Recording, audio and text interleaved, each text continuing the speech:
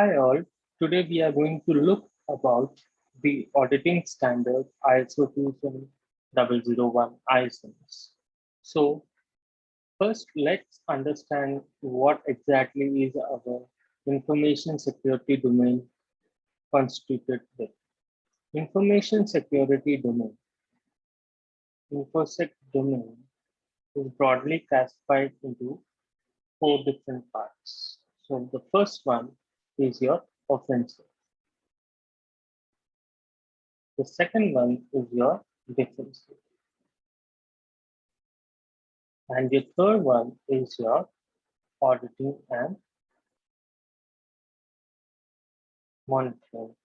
And the fourth one is your management. Now as an auditor, let's talk about this particular domain. Okay. So why do we require this audit domain and what exactly we are doing with the ISO 27001 standard is what we will be discussing today. Now let's talk about the ISO standard. Now there are the huge amount of data breaches happening day by day, and post-pandemic, these data breaches have been increasing, and these are costing millions of dollars to the organization. Now, the organization shall take a proper and an appropriate measures to protect all your information assets. Okay, so how do an organization protect the information assets is what we will be talking in the standard ISO 27001. Okay, and this particular ISO 27001 standard is in general speaking with the ISMS. So it is your information security management system. Now, why an organization has to implement an ISMS. So ISMS is nothing but all the process and the systems that are used to effectively manage the information risk. Okay, what are the information risks? Means your cyber attacks, your hacking activities, the data leaks, your ransomwares, and all are your information risk. So in order to make sure your organization is protected against this particular risk, information risk, we make sure we implement the ISMS. Now, ISMS is being implemented in your organization. Okay, so that means your organization has to follow the standard ISO 27001. And apart from this particular standard, you also have something called as NIST cybersecurity framework that also in turn contributes ISMS within our organization. But the problem with this particular NIST cybersecurity framework is it's not so effective as your ISO 27001, and here most of the organizations prefer to go with ISO 27001, and few of the organizations are combining both ISO 27001 and NIST cybersecurity framework. And the important aspect of ISO 27001 is when you take any standard, when you take any compliance also, like PCI DSS, GDPR, or your privacy, or your healthcare, HIPAA, hard drives, most of them, have some or the other common part which is lying with this particular standard. So it's very important for you as an auditor to go and have an in-depth idea of what exactly is ISO 27001.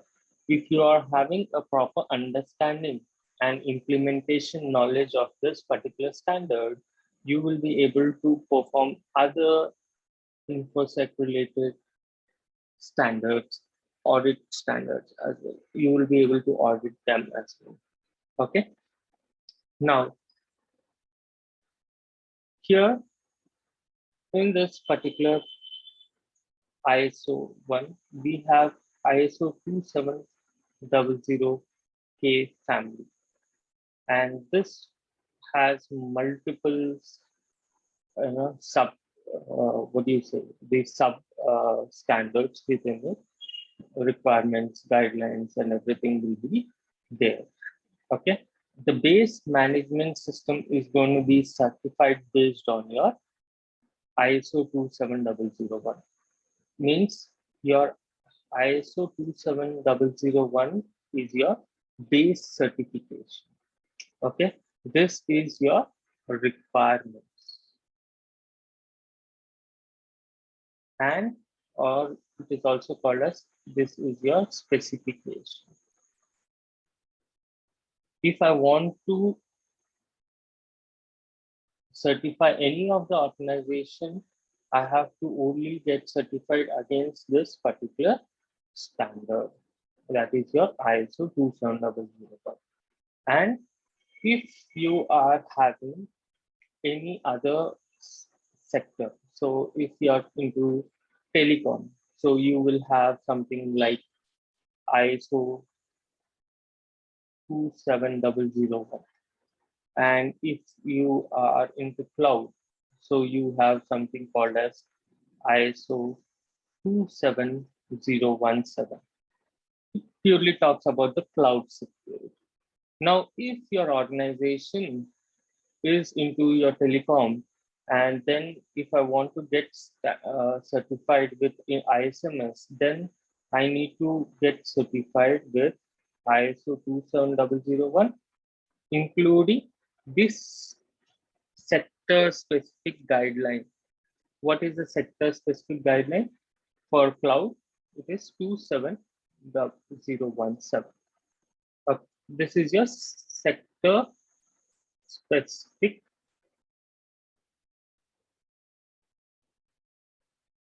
guideline standard. It's a guideline, not a standard. So this you can add as a topic for your ISO 27000. Okay, an organization can be certified only against the risk requirement or your specification standard. Okay, and whatever the implementation of this particular standard is there, this particular standard can be implemented. Okay, for suppose ISO 27001 is there. So this particular standard can be, so there are other supporting guidelines available. Okay, so in your 27002, that is your code of practice. It tells you how do you implement the controls, specified in NXA, right? So this is very important. When you implement the controls based on NHA, that is very important. Next comes your 27005. That is your information security risk. So if you, nowadays, I think every audit is based on risk-based audit. So we will try to identify the critical areas, and then we do the risk assessment for it. So it broadly lay out all the terms with respect to your terms and conditions with respect to your risk. Quantitative, qualitative, how it is done, how do we need to weigh the risk, how do we need to calculate the vulnerability value, threat value, how do you need to project your risk acceptance criteria, then how do you implement the risk treatment plan, what are the options available in your risk treatment. Okay, so these are various things which are specified in this particular guideline. And ISO 19011, this talks about your audit methodology. Like it indeed tells you how do you plan the audit, how do you need to conduct this particular one, internal audits and stuff, how do you need to Now, acquire the resources and all this stuff will be covered with this particular standard. Okay. Now let's dive into this particular ISO 27001 standard. Now, this particular ISO 27001 ISMS standard is being further divided into two parts. One is your ISMS. In your ISMS, you have a specific requirement.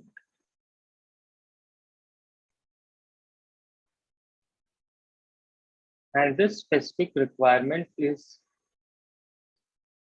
being specified in the standard document. The standard document, which will be sharing you during the course time, will have the standard document. In the standard document, there is a silver lining stating that whatever the clauses from clause number 4 to clause number 10 are present, these particular clauses has to be implemented, or the organization is conforming towards this particular international standard has to follow this particular clauses. If you try to exclude any of these clauses from clause number 4 to clause number 10, then you are not compliant. And most of these clauses, all of these clauses there will be a verb used called as shall. Now, what do you mean by this verb called shall? The organization shall perform the internal audits at a planned intervals. So, for example, let's take the clause number and let's understand the internal audit. So, it's saying the organization shall perform the internal audit at a planned interval. Shall means it is a mandatory. You have to do it. So, must have, mandatory requirement. And if you are not performing the internal audit, then if there is any deviation in this particular clause, or if there is any violation in this particular clause, then that is a NC. NC means it's a non-conformity. Whenever there is a non-conformity arise within the clauses, that is your major NC. And whether if it is your NC related to your policy for your controls, then mostly it would be your minor NCs. Okay, so always and always remember, every clause will have the word shall, and this shall means that it is a mandatory requirement. You should not violate it, or you should not have any kind of deviation from it. Okay. Next, the part 2 is your Annex A. This Annex A is nothing but it is having the list of controls. So this has 14 categories in this particular Annex A, and which has in total 114 controls. This 148 controls will be having, so there is a supporting document or a reference document available, as I told you, right? ISO 27002, that is your supporting document. And this supporting document will help you to implement the controls.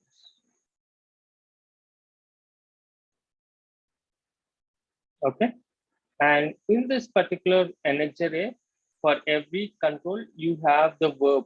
In this particular ISMS, the clauses, you have the verb shall. In similar way, you will have the verb should, right? In this verb should, that means it is suggesting you basically the best practices. How do you need to implement this particular control? So that's the reason they use should in this particular Annex A, right? Next, Last but not the least, we will cover all this particular one, and we will develop a audit plan. How do we need to do it? We will cover how we will prepare the ISMS calendar. We will understand the risk, okay, the types of risk, how the risk is being calculated, okay. Once the risk has been calculated, the risk assessment is done. The very important stuff is your risk treatment. We have to build a risk treatment plan. So we will be going to build a risk treatment plan for this particular risk, okay, how it has to be mitigated and stuff. Then we will be having the internal audit, how you need to perform the internal audit, management reviews, okay, how do you need to handle the NCs, how do you need to write the NCs. These are all the stuff we will be going to take care with respect to the requirements. Next comes to the controls. In the controls, the very important stuff is you need to properly understand the policies. You will have various policies like bring by OD policies, incident management policies, okay, supply chain management policies, and you will have change management policies. So a number of policies you need to understand if you want to work in this particular standard ISO 27001. So we will try to make sure how these particular policies are built, what kind of simple language you need to use by building this particular policies. And we will try to give a holistic approach on how do you tailor this particular policies with respect to your organization. And policies cannot be copied from one organization to other organization because the business process, the type, the size, the nature, all this differs. So that's the reason we have to be in a position in tailoring the policies according to the organization we are working. And then we will understand various controls.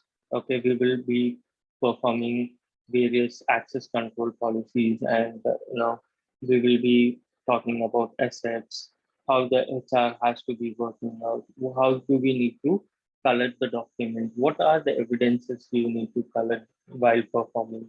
Last but not the least, we need to prepare the audit checklist. So how do we need to prepare the audit checklist? Also, we will be going to do it in this particular course. Okay. And last but not the least, let's understand the types of audits. So there are multiple types of audits present. Okay. The first party audit. First party audit. What do you mean by first party audit? This first party audit is talking about your internal audit. So an auditor from your organization only comes and audits all the process and high risk areas. So this is called as first party audit. That is your internal audit. Okay, the organization audits itself. That is your first party audit. Second party audit. So second party audit is very important. And nowadays, post pandemic, this second party audits have been booming up. That is your supplier.